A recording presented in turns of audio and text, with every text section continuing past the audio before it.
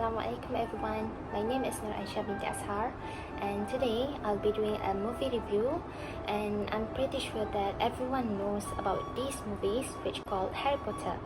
Before I start my review, let's jump into the synopsis first.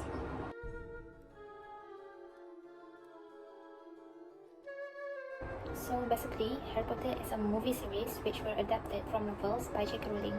Excluding Harry Potter and the Cursed Child, the total number of books and films that have been released are 7 books and 8 movies.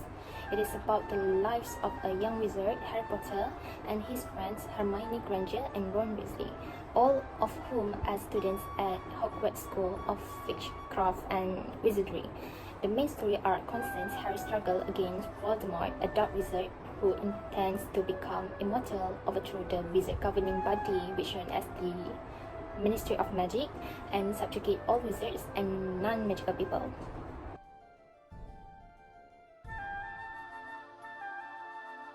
In the Harry Potter series, there are some terms are used for wizards and witches for certain specific groups of them, such as Muggle-born for the ordinary human-born witch or wizard, Half-blood, the term given to wizards and witches who had a wizard dad or mom, and the last one is Pure-blood, a term for visiting families who claim to have no Muggles ancestors or Muggle-born in their family tree, which means they are 100% wizards and witches.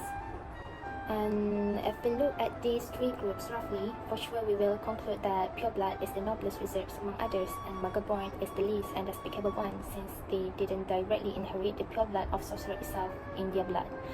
This makes the pure-blood wizards like Draco Malfoy felt they are way better than the Muggle-borns like Hermione Granger, but in fact Hermione is way better and good than Draco in the terms of her intelligence, passion, loyalty, and courage.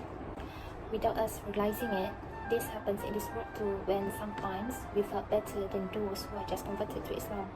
Just because we were born in the state of Muslim, it doesn't make us nobler than those who have just come to this beautiful religion.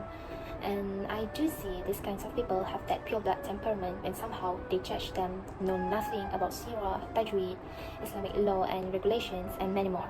But don't you think that we are all the same, and it might be that they are better than us because we are just lucky to be born in this Islamic state and practice Islam lifestyle which has been taught to us since we were young. Compared to them, they study and do more research about Islam before becoming a true Muslim, which means they themselves, the outsiders, who see the beauty of Islam itself. So what I want to convey here is, no matter how prestigious and knowledgeable you are, we are all the same in the sight of Allah Subhanahu wa Ta'ala. There's no term of favoritism by Him. Humans are not differentiated based on their skin color, wealth, or ancestry. All are equal in the sight of Him. What sets us apart is our level of piety towards Him. It is also mentioned in Hadith, which is narrated by Imam Muslim. Indeed, Allah does not see your appearance and wealth, but what Allah sees is your heart and deeds. In fact, we also have been reminded that those who do feel that way, even it is as mustard seeds weight of arrogance, they will not enter His Jannah. So don't worry everyone, it is okay to be a Muggle-born because there's no one worthy to judge you except Allah Subhanahu wa Ta'ala.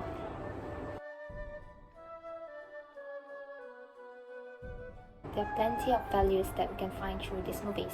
For example, it really teaches me that unity is very essential for everyone. As you can see in this one scene when a new rule was made by an annoying teacher, Dolores Umbridge, which the best way for students to learn about defense against the dark arts is to quietly sit in class, one stuck away, and read the textbook by themselves.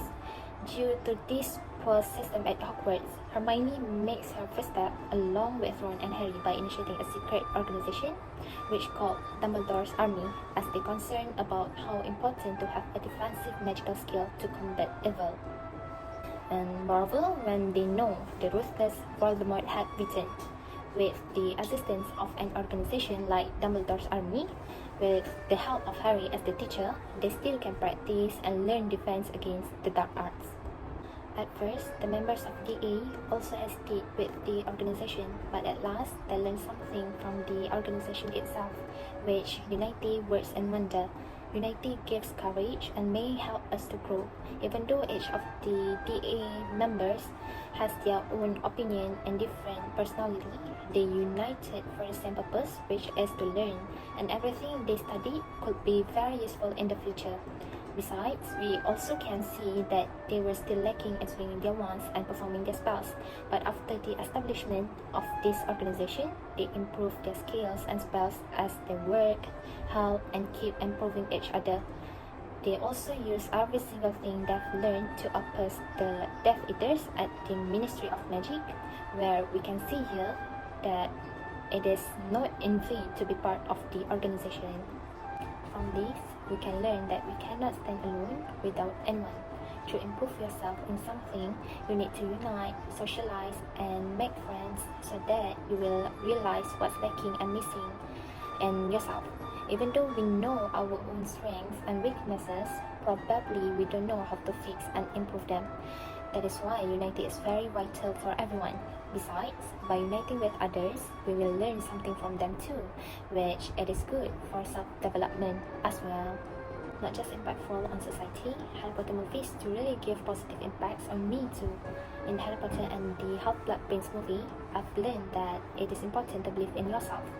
There was a scene when Ron Weasley is too worried and a bit jumpy to oppose Slytherin house in the Quidditch match, knowing that Harry put the Felix Felicis, which also known as liquid luck, in his cup, which can turn and make the drinker being lucky and confident for a period of time. Ron's back with his full spirits and confidence that his house will win the Quidditch match, and of course, Gryffindor wins. But as it turned out, he didn't drink that liquid luck at all because Harry didn't drip it into Ron's drink, even a single one drop. Ron was a champion all on his own. He played well just because he thought he would and felt confident that he's gonna win the game. From this scene, I realized that believing in yourself and think positively will put you in the mindset to succeed.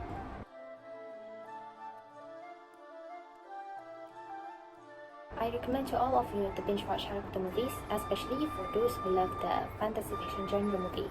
The movies were really impressive and brilliant for me because it is different from others. Like, how can you make a storyline about a Quidditch match with 3 types of balls, quaffle, badgers, and snitch? The balls are even flying along with you too. The spells, the subjects, the exams, the prison of Azkaban, the mentors, all about magic. Not only just because of the amazing storyline and plot, Harry Potter films also contain many lessons and values that are very impactful for every human being, like how important friendship and family are, how to be yourself, enthusiasm, and many more.